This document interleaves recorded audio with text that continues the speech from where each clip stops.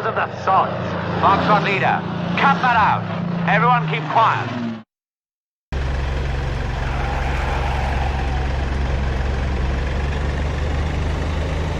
At ease, gentlemen. Our target for today is Creil Aerodrome, home of the FW-190s and JG-2. I shall lead the 61st, followed by the 62nd, each squadron putting up a maximum effort of 16 ships. We cross in near the Somme estuary, then head straight to the target. The Luftwaffe has been very active lately, so we can expect heavy fighter opposition. Once we reach the target, Whippet will go in first, while Platform gives us cover. Once we're clear of the target and regained altitude, then Platform goes in, while Whippet provides top cover. The aerodrome is heavily defended by flak guns, so don't just motor along dreaming about your sweethearts. Change direction every 5 seconds, get in, hit hard, then haul ass out. Understood? All right, dismissed. Go get him, sir.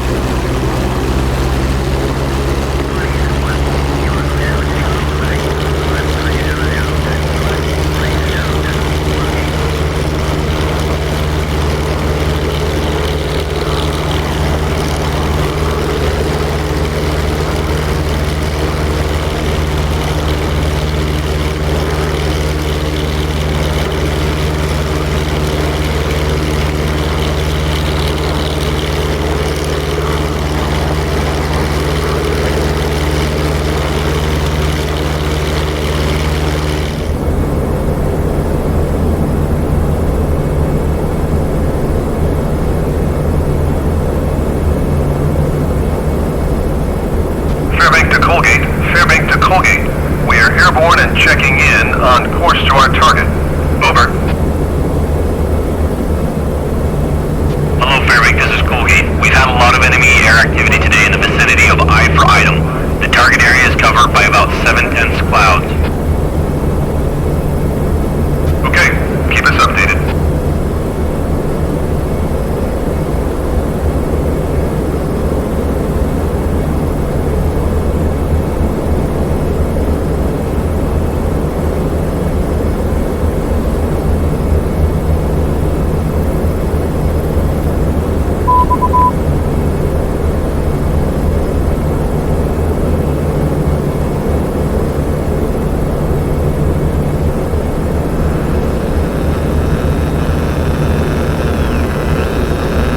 And now for an interview with the chief of the Navy's pilot training program, Admiral takes you to CBS Washington. Don Pryor reporting.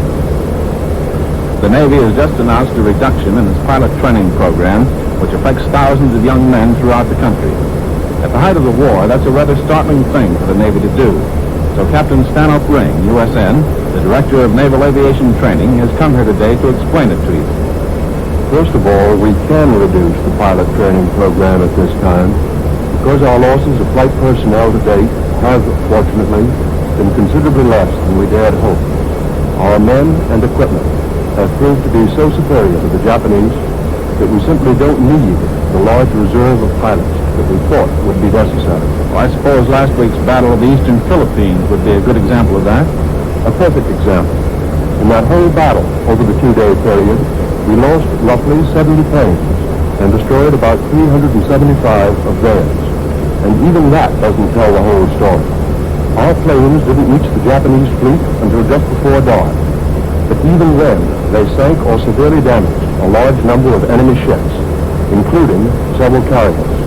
The Japs, on the other hand, were able to cause only slight damage to 3 of our ships, and they struck in daylight.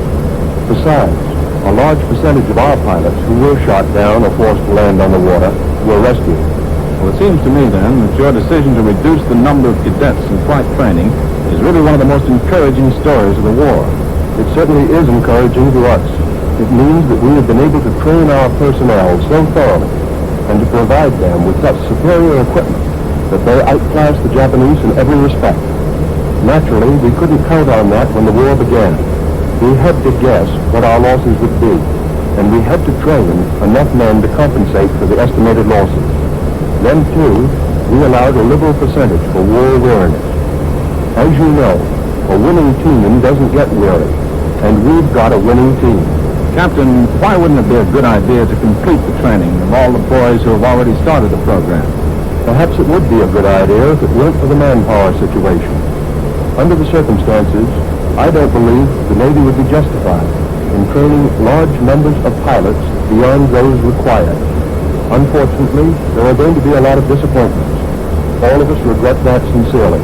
Well, can you tell me just how the reduction is going to be made? Standards of performance have been raised in all stages of training. Those who have started their primary flying and those in the intermediate course will be continued in training provided they can meet the raised standards. All of those in the earlier stages, whose actual flight training has not yet started, have had the situation fully explained in a personal letter from Rear Admiral A.W. Radford. About 1/2 of this group can be continued in training. The rest must be withdrawn, but may select any one of several options which have been offered. Does this action of the Navy, Captain, mean that none of these boys can remain in naval aviation? Not at all. There is a great opportunity for these young men to serve as combat air crewmen, the fighting gunners of naval aviation. Furthermore, we will keep a careful record of the names of all of those withdrawn from the program, so that they will be available for future training as pilots, should the needs of the service so require. Well, I hope the Japanese have been listening to this broadcast, Captain Ring. They will be interested, I'm sure. I return you now to Admiral in New York. The Chinese High Command announced today that severe fighting is in progress in the outer defenses of Hengyang, the Hunan Province Railway Center, and most important city attacked by the Japanese since they took Hankow in 1938.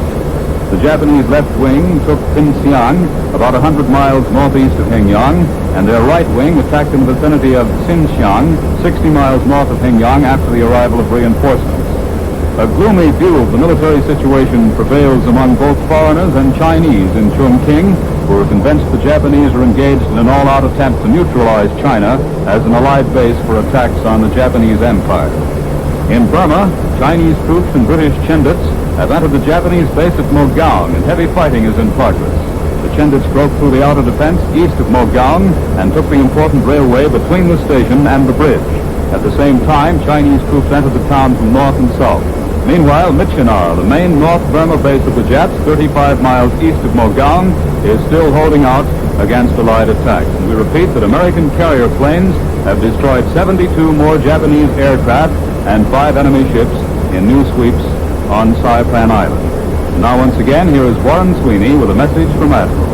You have a pleasant surprise in store for you when you see the smart styling and graceful beauty of the post-war line of Admiral radio phonographs. And you'll be positively amazed at the almost human operation of the newer, simpler Admiral automatic record changer. The pre-war Admiral changer was good enough, in fact, to make Admiral the world's largest manufacturer of radio phonographs with automatic record changers. But the new Admiral changer will offer so much more.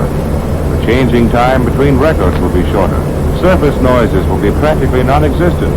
There'll be less chance than ever for chipping or breaking your precious records. There'll be new depth and quality to the tone and reproduction of your favorite selections. And of course, there'll be slide away. Slide Away is the exclusive Admiral feature by which your complete phonograph turntable and automatic record changer appear or vanish at a touch, simply by opening the cabinet doors. Yes, your new Admiral radio phonograph will live up to all your expectations in a better, brighter world of tomorrow. We all know it's vitally important that America produce the largest quantity of food this year in our history. We must provide food for ourselves, food for our fighting men and women all over the world, food for our allies, and food for the hungry populace of the liberated countries of Europe. But a portion of this great effort is lost because of the tremendous waste of food. It is estimated that 20% of all the food we raise is wasted. Let's do all we can to fight this waste of food, one of the most essential of our war weapons. World News Today is brought to you each Sunday at this hour by Admiral Corporation, makers of Admiral Radio, America's Smart Set, and post-war makers of Admiral Refrigerators, Admiral Home Freezers, Admiral Electric Ranges. Be sure to listen again next Sunday when Admiral brings you World News Today by shortwave, direct from leading news centers of the world. This is CBS, the Columbia Broadcasting System.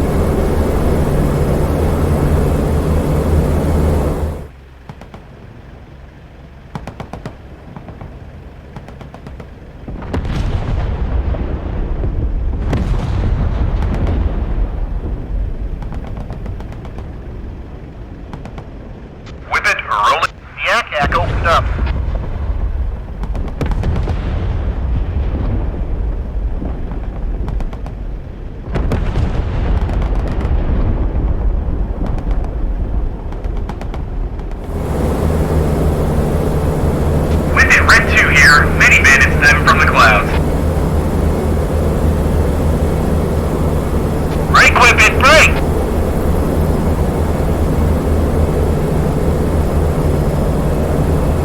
What? Whippet is engaged with 10 109s. Platform, come down and help us. Roger, engaging bandit. Roger, platform is coming down.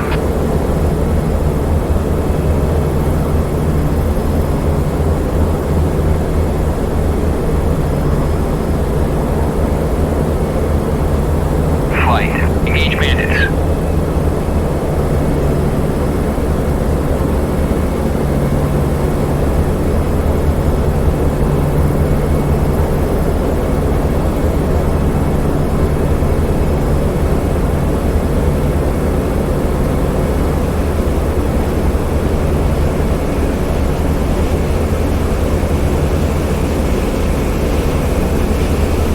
Platform, red 3 to lead. There's 20 more right on top of us. Platform, drop your bombs. Let's break into them.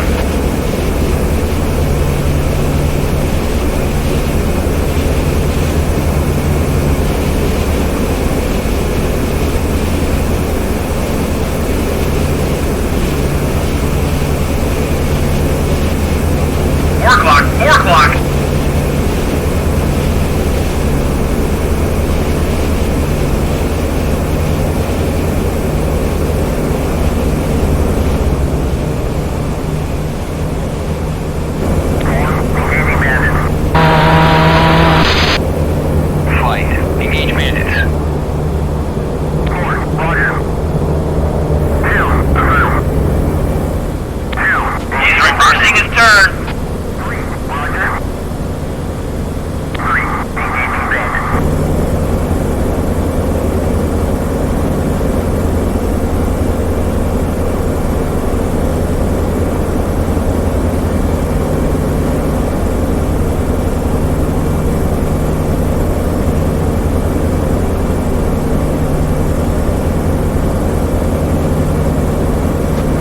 Leader from Red 2, he's below you to your 3 o'clock. Roger. 2, engaging bandit.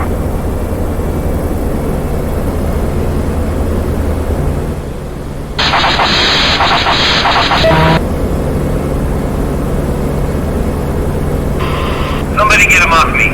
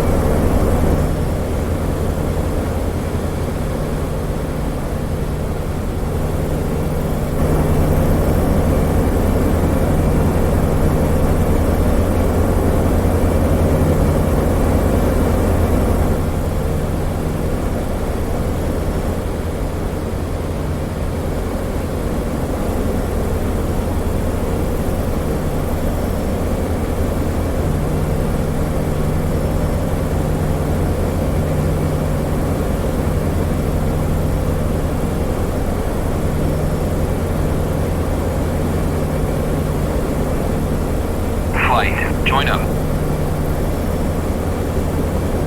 Platform, rejoin.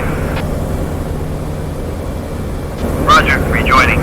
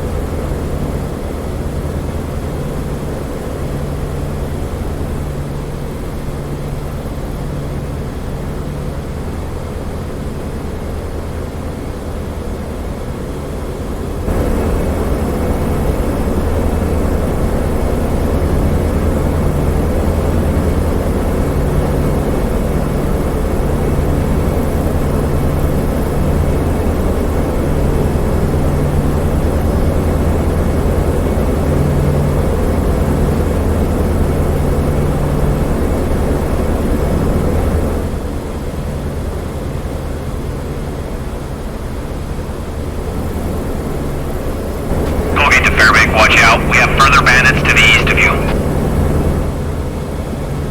Roger.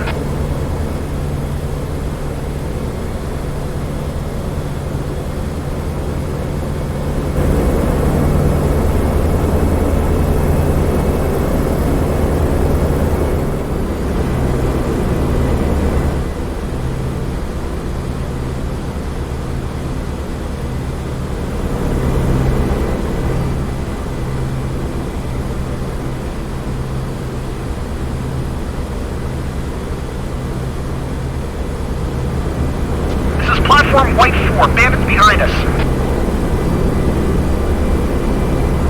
Tally ho, platform, break!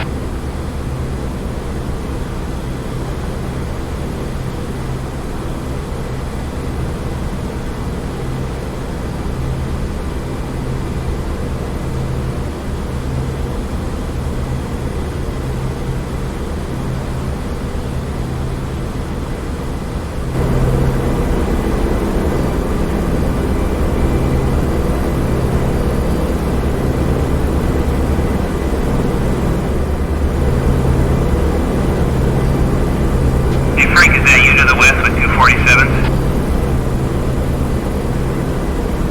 That's me. Roger, joining up on you.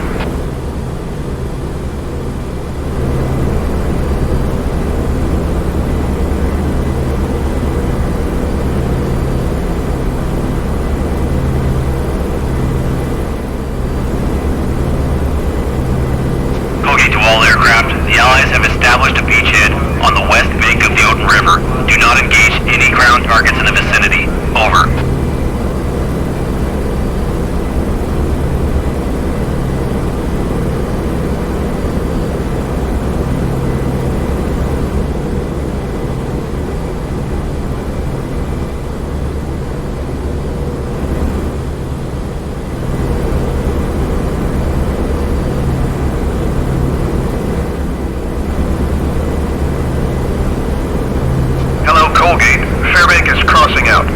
Encountered several gangles of 109s between the target and the coast.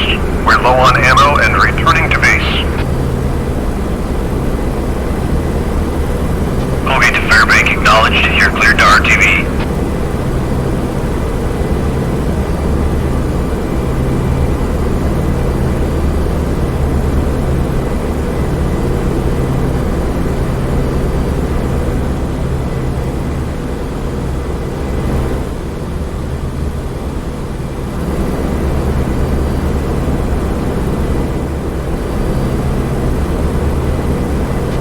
Colgate, this is Whippet 26 transmitting for a fix. 1, 2, 3, 4, 5, 4, 3, 2, 1. Over to you.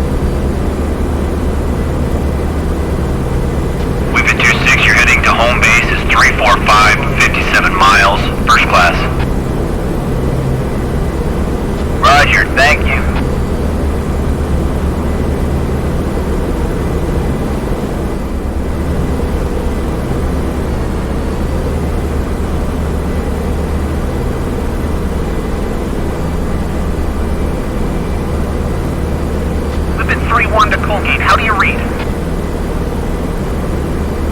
Colgate to 3-1, read you loud and clear.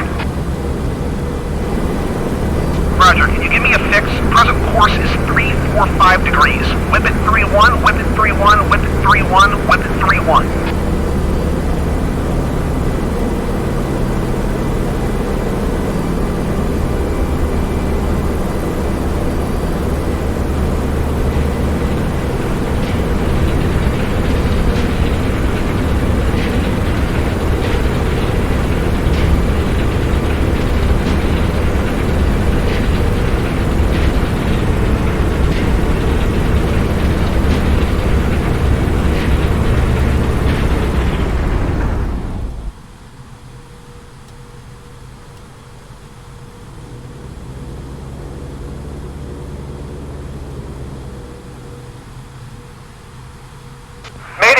Mayday, this is platform 1. Steer 350 magnetic, 38 miles to go. Steering 350, thanks.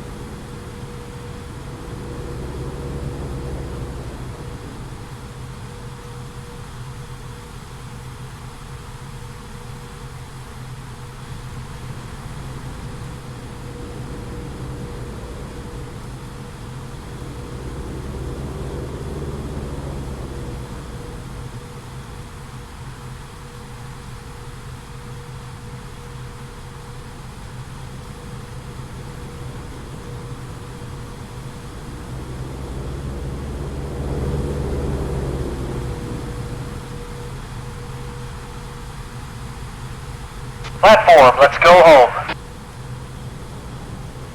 Roger, returning to base. Flight, RTB.